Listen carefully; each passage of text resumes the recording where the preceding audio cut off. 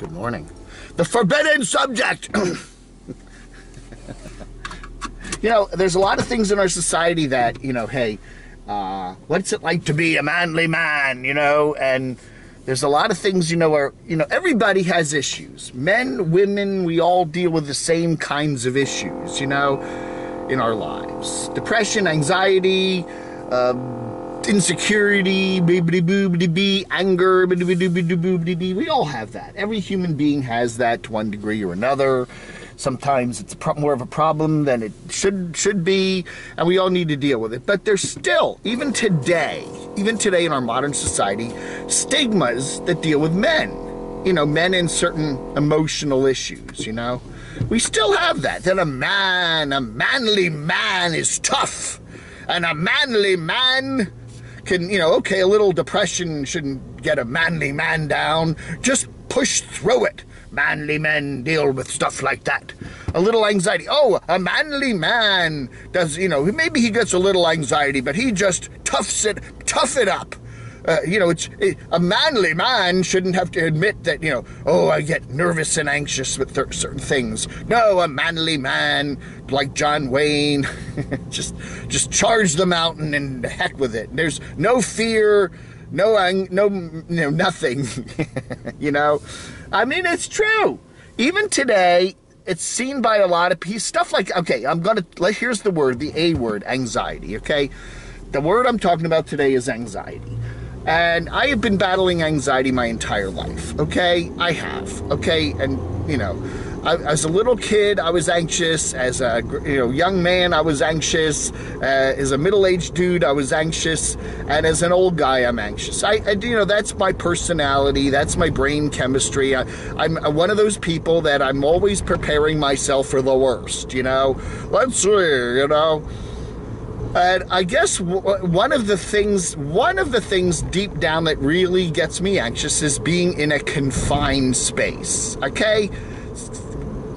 Not having the choice, not being able to get out of a confined space. In one way or another, that really makes me anxious. And that means, for example, elevators. I'm not a big fan of elevators.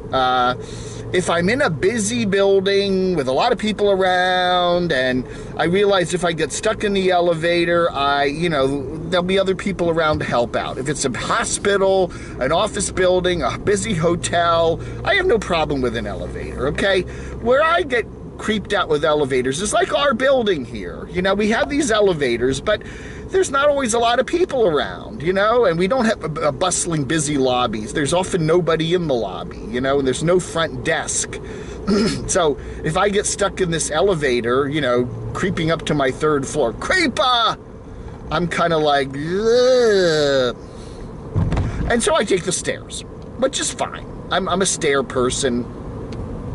And it's good exercise, and I don't mind doing that. But I just, at any kind of confined space, it's like an airplane. Same thing with an airplane. The more of the, people say, oh, I'm afraid to fly. It's not so much the flying part that gets me. It's the part where you get on the plane and you're sitting down, and then they start to, that people get on, and then they close the door. You hear that, we're now preparing for takeoff. Please take your seats, ba-ba-da-boo-ba-da-bee. Now that's the moment that my anxiety level goes up. The minute that door is closed and I'm stuck in this big tube, in confined space, And then that's when I'm like, when I'm sitting down, I can still get off the plane until that big door comes closed. You know what I'm saying? That's what I don't like. The confined space. There was one day in my old condo, I actually got myself locked in. The only way in and out was this front door downstairs. And one day I went to, open the deadbolt, and the deadbolt jammed, and I couldn't unlock the door. And, I could have, opened an upstairs window and climbed out or gotten a ladder. I wasn't like stuck. I could have jumped out an upstairs window if I had to. But I was stuck. I was in my condo and I couldn't get out, and I had to call a locksmith and, hey, I'm stuck in here. Now, from the outside, he could get the door open real easily. There was something, but from the inside, the deadbolt lock was just jammed in the locked position. And it was creepy. And I really kind of panicked. I was like, oh my God, I'm confined in my, even though I had my phone, I had power, but I felt stuck. I felt trapped. I get the same feeling on why I don't like to do interstate highways. It's not so much the speed or the trucks even, it's that moment when you get stuck in a traffic jam and you can't get off the highway, because the next exit is 15 miles ahead, and now the traffic has stopped, and now you're stuck. You know what I'm saying? Now, technically, I guess you could get in the breakdown lane and keep moving and maybe get a ticket or something, but you're pretty much stuck. Now, if you're on a regular city street and there's a backup, there's always a side street to get off, or, make a U-turn and go the other way. There's always usually a way out. But I do not like being put in situations like, that where I am really feeling stuck. And so I try to avoid interstate highways, especially if they have a lot of traffic. I try to avoid airplanes. I try to avoid elevators. But then I'll work through my anxiety. I will actually work through my anxiety to the point where if I've got a job in a building with 5 floors and I got to take the elevator every day, I'm not going to not take the job because I don't like taking the elevator. Or I'm not going to pass on a beautiful, wonderful free trip. Free is my favorite 4-letter word to Vegas, just because I'm a little nervous about getting on a plane. So I push through the anxiety, and I often get to the point where it almost goes away. And then there will be the one incident where I'll get on an elevator and I'll get up to the 5th floor, and then the elevator doors don't open up. It just sits there. And it's like, for a moment, I feel like I'm stuck.